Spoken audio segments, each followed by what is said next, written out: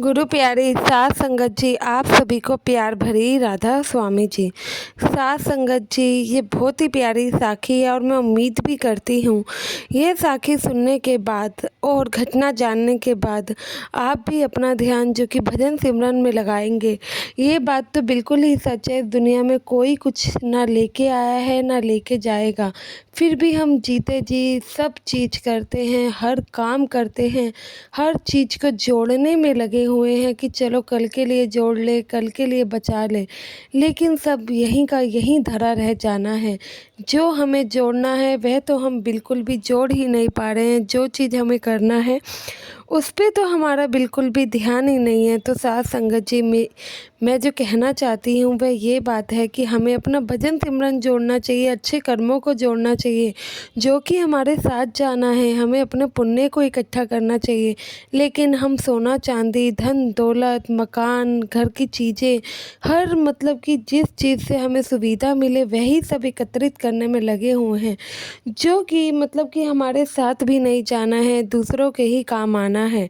अब ये इसका मतलब ये भी नहीं है कि हम ये सब चीज़ें एकत्रित ना करें, करना चाहिए लेकिन लिमिट में रह के करना चाहिए।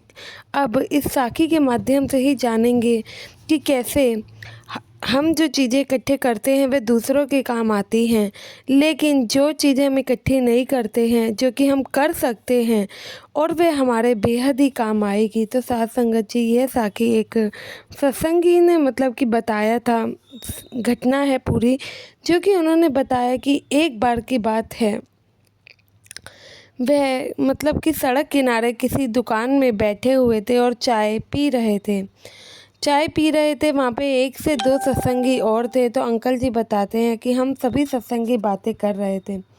बातें करते करते हम क्या देखते हैं, पास से एक ट्रक गुजरता है। वह ट्रक जो कि राशन से लदा हुआ था, उसमें से एक चावल का बोरा नीचे गिर जाता है। चावल का जब बोरा नीचे गिर जाता है और ट्रक तो आगे चले जाता है, उसको शायद पता ही नहीं लगता है कि उसका चावल का जो कि बोरा है वह नीचे गिर चुका है। अब थोड़ी देर बाद क्या होता है कि वह चावल का जो कि बोरा था नीचे गिर गया था। कुछ चावल सड़क पर फैल गए थे और कुछ मतलब कि थोड़े बहुत सड़क पर फैल चुके थे, बाकी तो उस कट्टे में ही थे। अब जो सड़क पर चावल नीचे गिरा देख पंछी आते हैं और उसे पेट भर खाकर चले जाते हैं। ऐसे ही अंकल जी बताते हैं कि मेरे सामने कई पंछी आए, रोड पे जितना मतलब कि अन्न था वह खाए पिए और चले गए। लेकिन हम लोग अभी वहीं बैठे थे कि आधे घंटे बाद एक इंसान आया। वह क्या देखता है कि चावल का कट्टा गिरा पड़ा है। वह चावल के कट्टा जो कि चावल सड़क पे गिरे हुए थे उसे तो इकट्ठा नहीं करता है, चावल के कट्टे को ढंग से मतलब कि उठाता है और सही से बांध के अपने घर ले जाता है।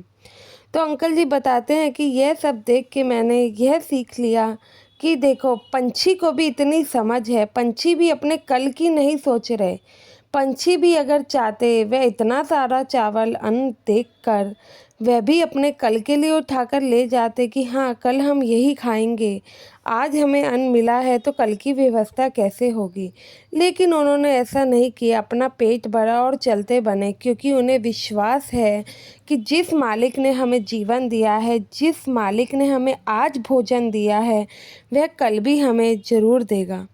लेकिन वह जो इंसान आया वह तो पूरा का पूरा कट्टा ही उठा के चला गया। वह चाहता तो वह भी सिर्फ अपने आज के लिए ही लेके जा सकता था, यह सोच के कि आज मालिक ने खाने का प्रबंध किया है तो वह कल भी करेगा। लेकिन नहीं, क्योंकि मनुष्य को तो हमेशा हर चीज़ एकत्रित करनी है, मनुष्य को तो उस मालिक पर भरोसा रखना ही नहीं है। इसलिए वह पूरा का पूरा चावल का कट्टा उठाकर चलता बना, क्योंकि उसे ना ही मालिक का विश्वास था, ना ही मतलब कि उसे अपने कल पर भरोसा था। लेकिन पंछियों ने ऐसा नहीं किया। पंछी हमेशा ही दाना चुगता है, तो उस मालिक को याद करता है, उस मालिक का शुक्राना अदा करना कभी नहीं भूलता है। क्योंकि हम लोगों से बेहतर वो पंछी है जो कि कभी भी अन्न को या किसी भी चीज़ को इकट्ठा करने में भरोसा नहीं रखते, लेकिन मनुष्य इकट्ठा करने में भरोसा भी रखता है।